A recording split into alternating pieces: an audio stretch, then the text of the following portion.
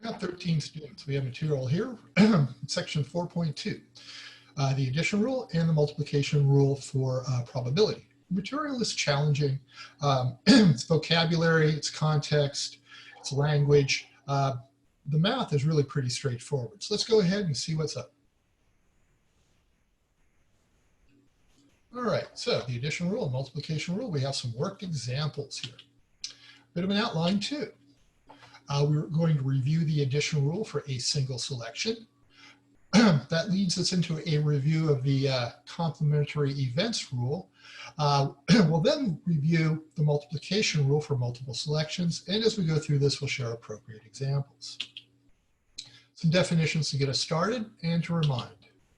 Probability of A or B for us this semester is the probability that event A occurs, event B occurs, or perhaps they both occur together within a single outcome or selection within a well-defined procedure. I'll remind people that a compound event is an event that combines two or more simple events.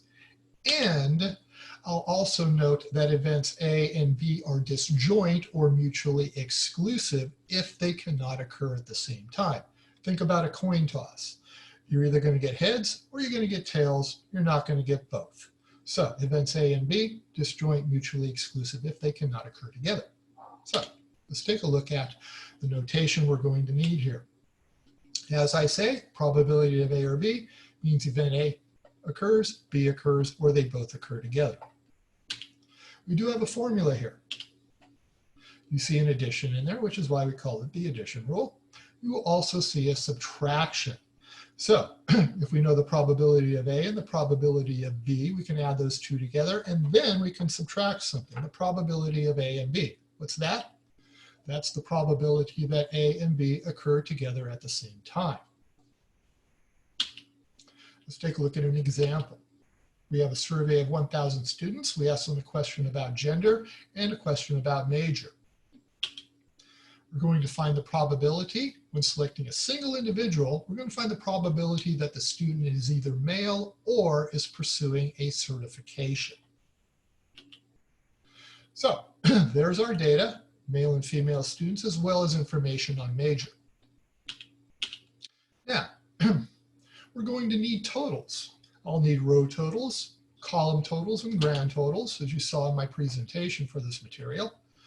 And we're interested in the male students and the students pursuing a certification. I'll note that there are 120 individuals who go into both the total of 500 for the males and the total of 255 for the certification students. I'll let event M be the event that the student is male, and I'll let event C stand for the event that the student is pursuing a certification. So the probability of M or C when we make a single selection is given by this particular equation here. Now, note that I've got 500 plus 255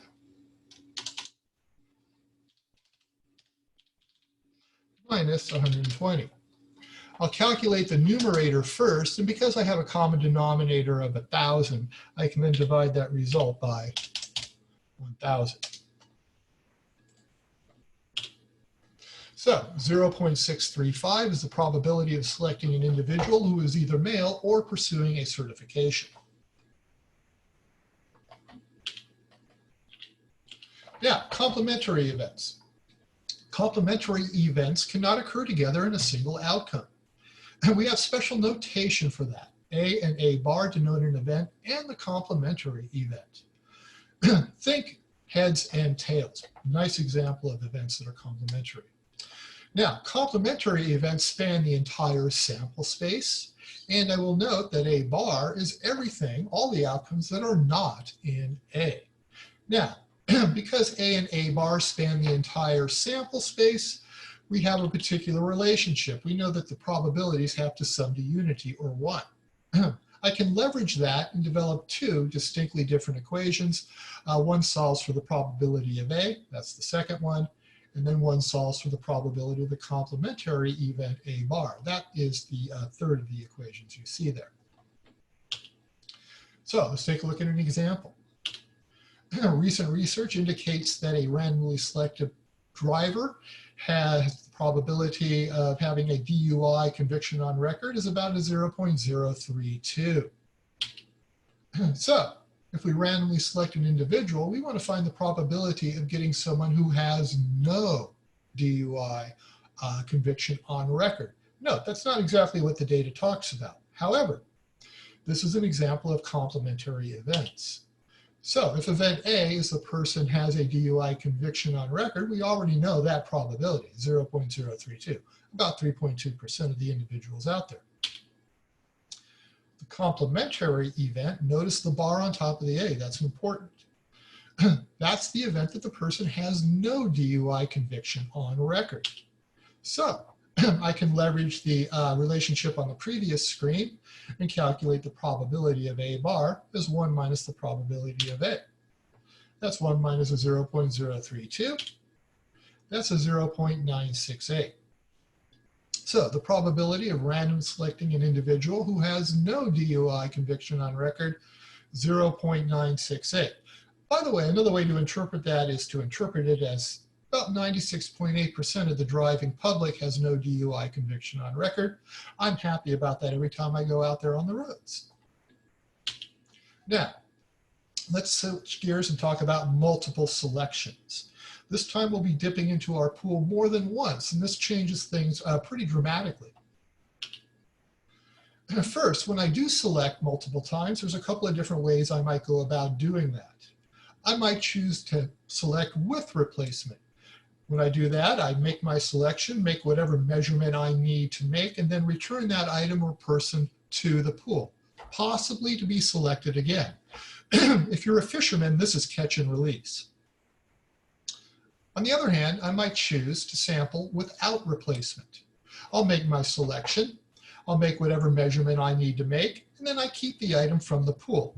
So in this case, I would in no way be able to select the same item again.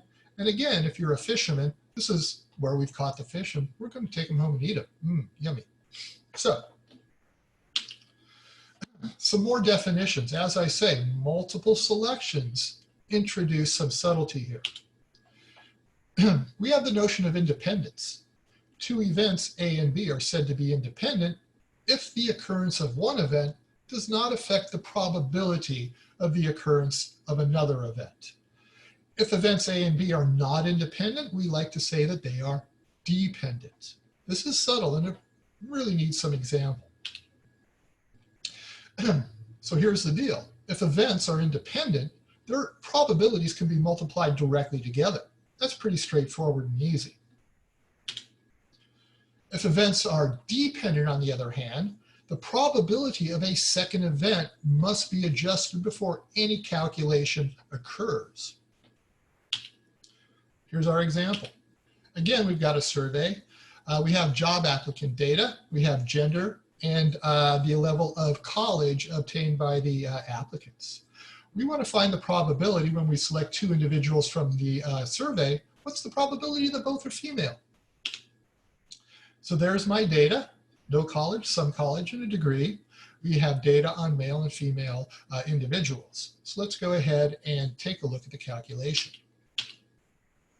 I'm interested in the female respondents to the survey here. I'll note that there were 35 people surveyed altogether. 21 of those surveyed were female. I'll let the event F stand for the event of selecting a female. And if I sample with replacement, I have the following calculation.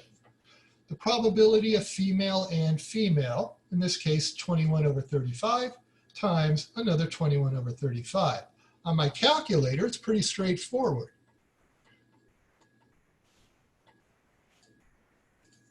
The order of operations does not play any significant role at all. I literally can plug it in exactly as I see it. As I say, it's not the arithmetic here. So 0.36, the probability of selecting two females from that table, 0.36. That's when we sample with replacement.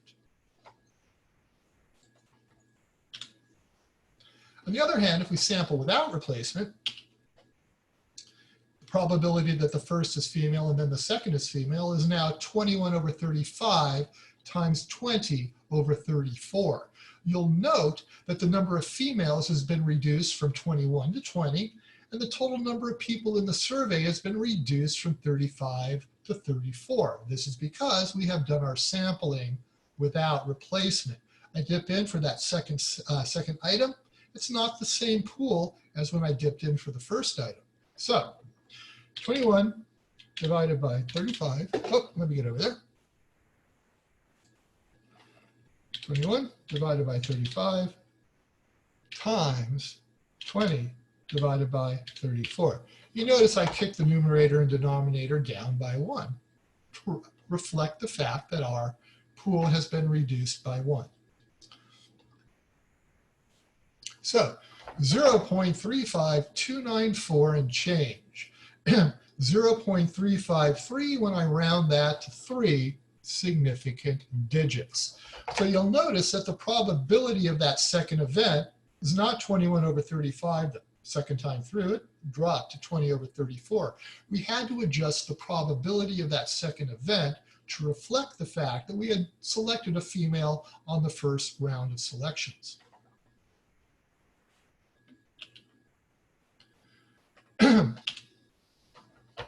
So in terms of detail, the key determination, are events A and B independent? Well, they are if I don't have to adjust that second fraction. Are events dependent? Then I have to adjust that second fraction. You can see that adjustment there. In the first case, it stayed 21 over 35, and in the second case, it switched to 20 over 34. So we made that adjustment. And notice the notation also. Probability of B given A has occurred, that vertical bar, conditional probability. I'll have another presentation on that in just a bit. So we've reviewed the addition rule for a single selection, as well as the rule for complementary events. We reviewed the multiplication rule when we made multiple selections. We looked at some of that ugly detail, and we shared some appropriate examples. I'll thank you for your time. We are now done, and I will stop my sharing and ask that you take a look at that homework, look at the videos, and do reach out. This material doesn't go away. It's with us all semester long. It really needs to be mastered to a particular level. Thank you and goodbye.